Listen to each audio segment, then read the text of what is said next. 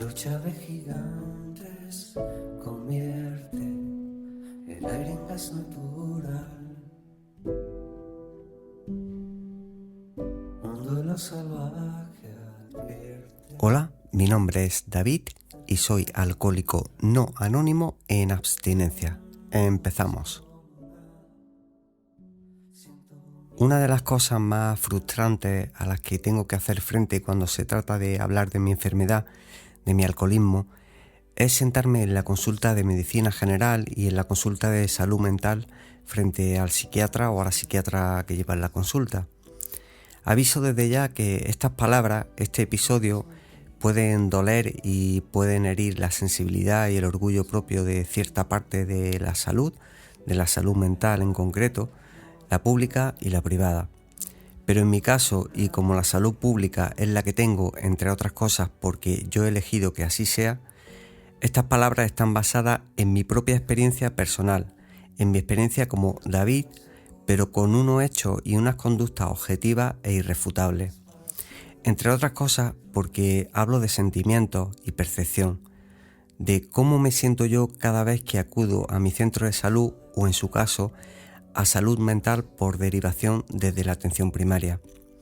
Veréis, como ya he comentado en varias ocasiones, los periodos de ansiedad y las oscilaciones en mi estado anímico, el abordaje de mi depresión y sus consecuencias, son algo que están ahí. Vivo con ello y mi trabajo me ha costado y me sigue costando asumir que son parte de mi vida, de mi día a día. Ojalá no fuera así, pero el caso es que lo es. Y por ello sigo un tratamiento y por ello es que lo hago escrupulosamente. Es decir, yo cumplo mi parte del trato.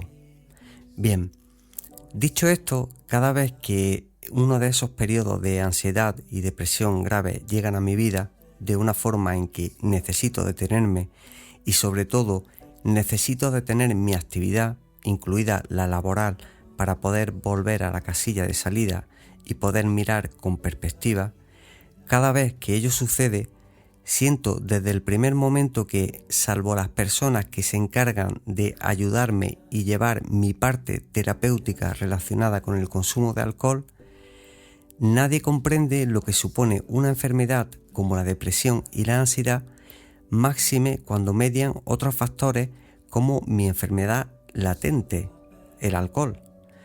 Puedo decir con contundencia que me siento fracasado a cada palabra que pronuncio frente a frente con la persona que me está atendiendo. Siento mi fracaso como propio, pero quizá el fracaso es una cadena de errores en la atención sanitaria, en concreto en la atención sanitaria mental. Una cadena que se pierde entre eslabones como si de un trámite burocrático se tratase. Absolutamente nadie en ningún ámbito de la medicina que no sea en el centro de drogodependencia llega a comprender los sentimientos y sensaciones que expreso, la relación tan sumamente estrecha que existe entre ambas enfermedades. Con el centro de drogodependencia, digamos que parece que todo es empatía, y no es que lo parezca, es que lo es. Y eso, únicamente eso, es lo que requiero cuando estoy metido en el bucle de una depresión con una ansiedad que me come y un cerebro que, a la que me descuide, me va a ir mostrando que hay un camino que puede aliviarme de un plumazo y siempre, entre comillas, el camino, el jodido alcohol. Desde que comienzo esas pausas vitales, tengo la daga mental clavada de que se me insiste constantemente en que he de retomar mi vida laboral porque en casa no pinto nada y que prolongar las bajas laborales o lo que quiera que sea no solo no me favorecen sino que me perjudican. Esas palabras, escucharlas cuando estoy inmerso o saliendo de uno de esos periodos de ansiedad y depresión, literalmente me matan. Me hacen sentir el ser más débil de este planeta. Me hacen pensar que soy débil y hacen que si me descuido logre olvidar todo y cada uno de los actos y logros de mi vida en los que a la depresión, la ansiedad y la adicción al alcohol se refieren. Hacen que sienta que la persona que tengo enfrente no se esté enterando o no esté escuchando lo que estoy diciendo. Y no creo que sea por falta de transparencia o de honestidad por mi parte, de claridad. Tampoco digo que sea algo que hacen intencionadamente, pero sí que considero que es algo que desde un punto de vista médico no está a la altura de las circunstancias, de mis necesidades y mis demandas. Siento que la persona que tengo enfrente no está viendo más allá.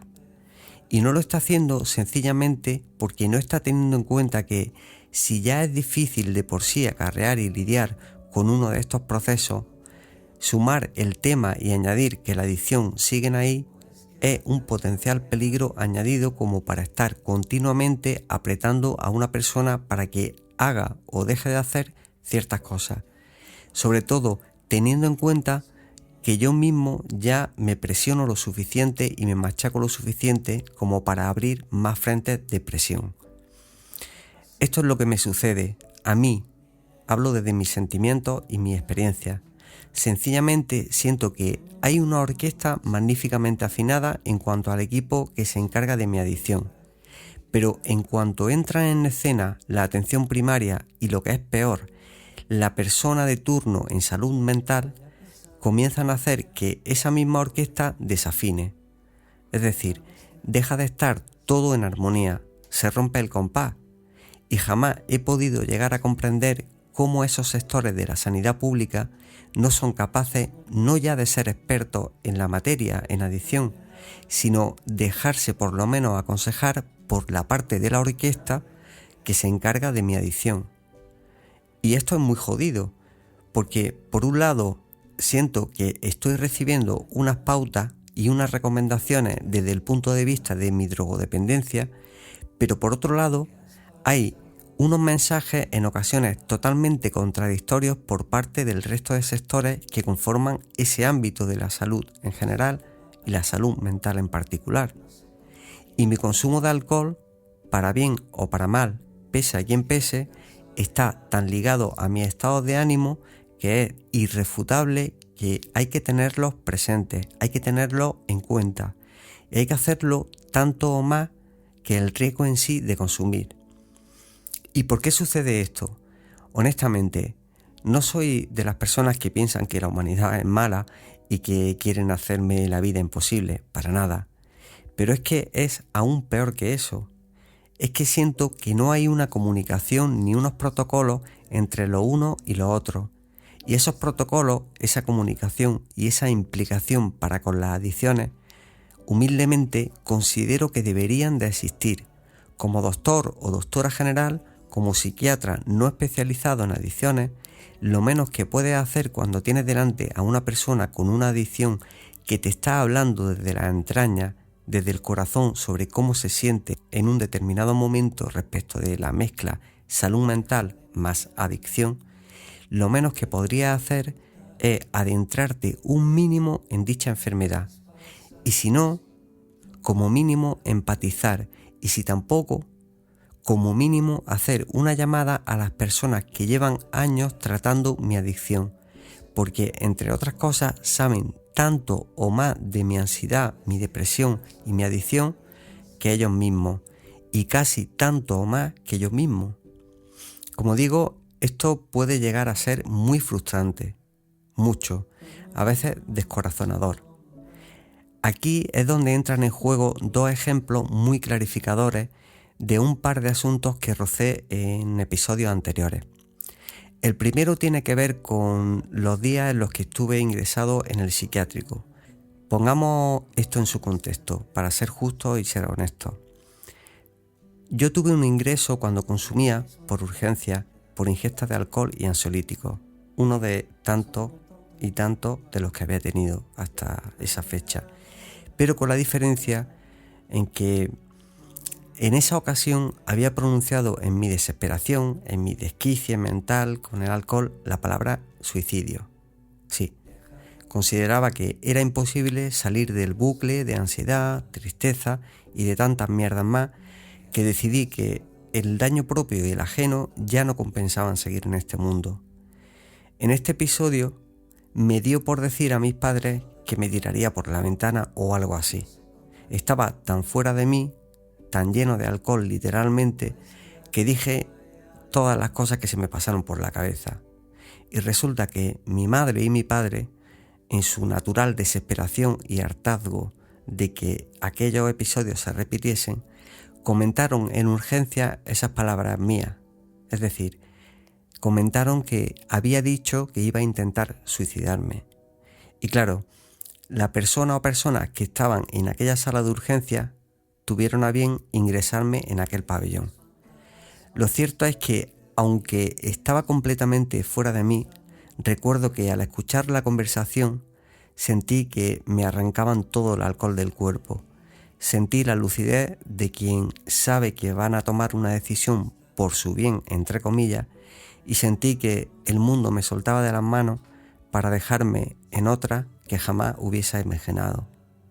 Joder, entre los médicos y la psiquiatra de turno de urgencia habían decidido que alguien alcoholizado y con una conducta reiterada en consumo e ingresos por urgencia tenía que pasar un tiempo ingresado con un grupo de personas que tenían todo tipo de problemas y enfermedades mentales que no encajaban con lo que se hubiese esperado de alguien con una adicción al alcohol. No recuerdo por parte de la sanidad pública un golpe más tremendo en mi persona, en mi enfermedad, en mi adicción. No recuerdo mayor desafine de la orquesta médica en aquella decisión que se tomó. Recuerdo que era más de medianoche y una señora muy amable me llevó de la mano a una habitación por unos pasillos muy oscuros. Era de noche, pero no reinaban precisamente la calma y el silencio. Escuchaba mientras me dirigían a mi habitación gritos que parecían sacados de una película infernal. Salían gritos y lamentos de todas y cada una de las habitaciones de aquel pabellón psiquiátrico. Con todo, lograron meterme tal dosis de medicación que entre eso y lo que llevaba en el cuerpo me quedé dormido de puro vencimiento, físico y mental. Pero claro, el panorama cuando desperté por la mañana, con un síndrome de abstinencia descomunal, sin saber por aquellos entonces qué era un síndrome de abstinencia y sin saber siquiera que ese síndrome existía, con un cuerpo para tirarlo a la basura, el panorama, insisto, era y fue desolador. Nunca en mi vida había estado rodeado de tantas personas con su cabeza en otro universo. Y ojo, no tiene nada de malo, entre otras cosas, porque yo ya había visitado familiares y allegados en ese tipo de contextos. Una en su mundo y otra en otros mundos.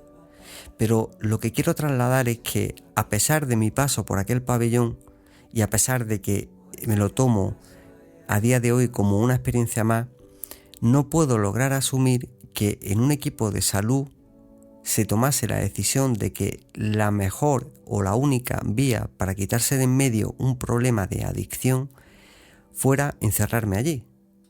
Ya he dicho que de todo en esta vida saco y logro sacar una experiencia o un lado positivo, pero honestamente, a día de hoy aún no he logrado verle la parte positiva a aquellos días.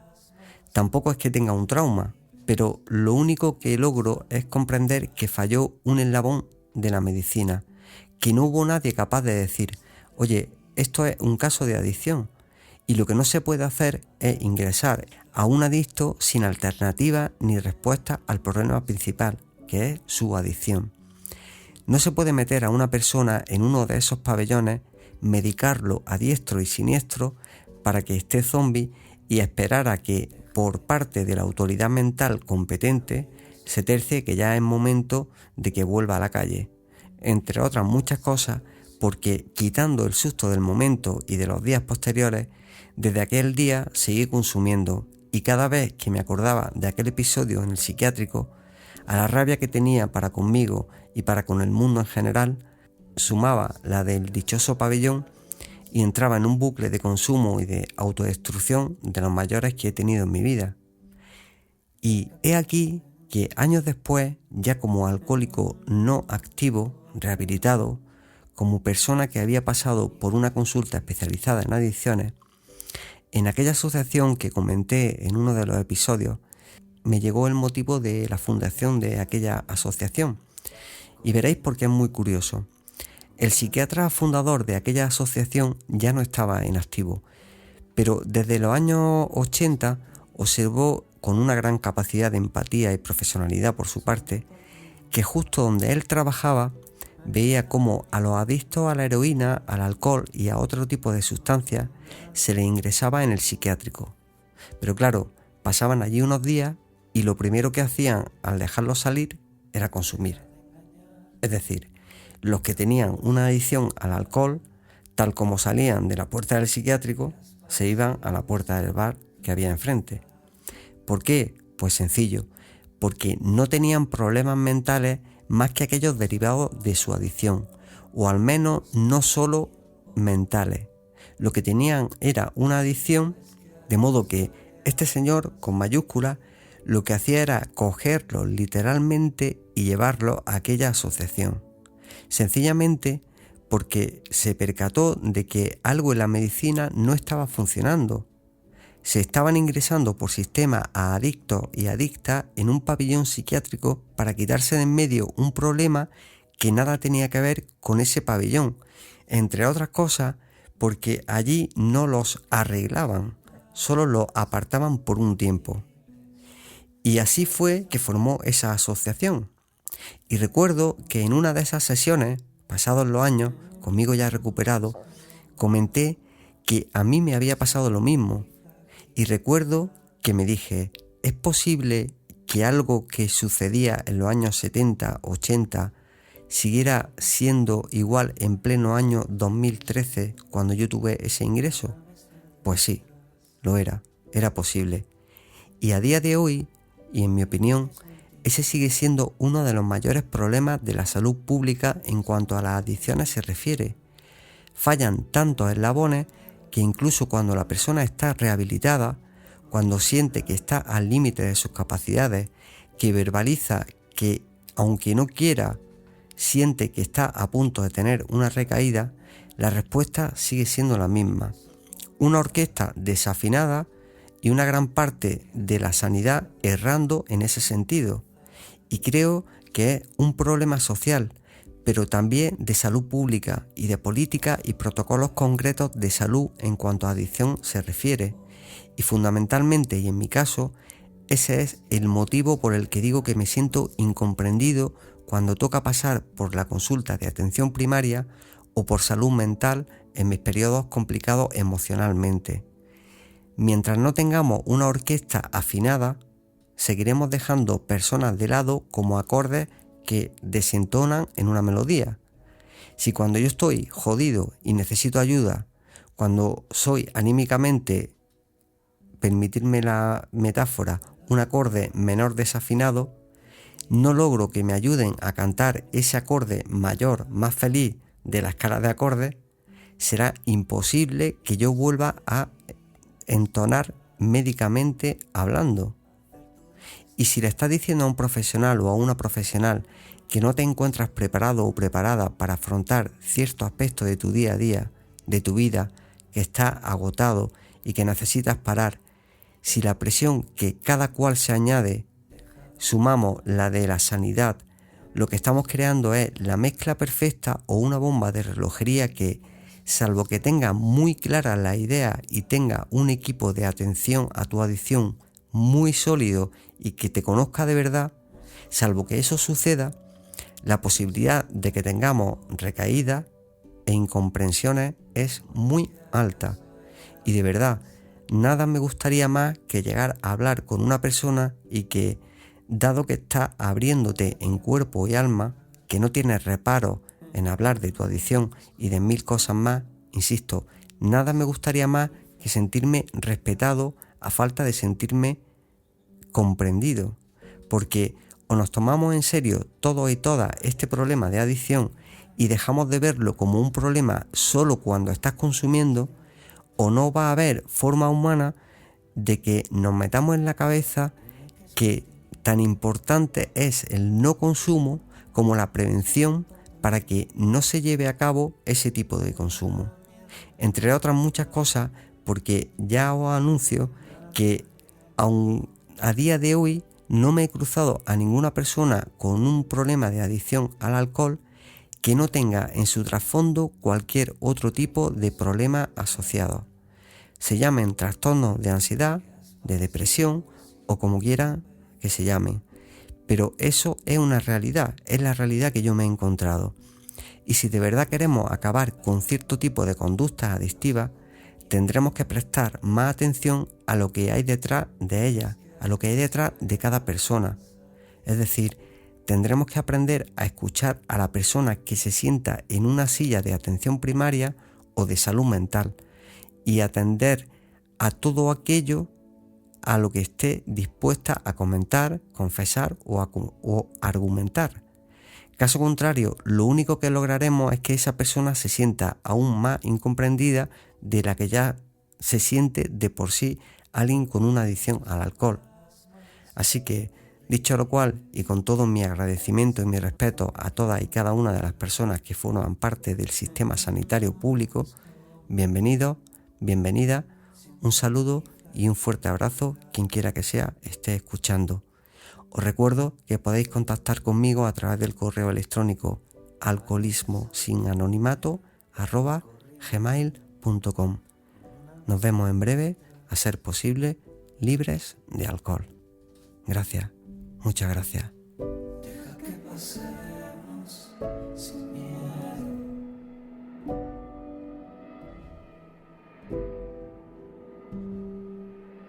Deja que pasemos sin miedo.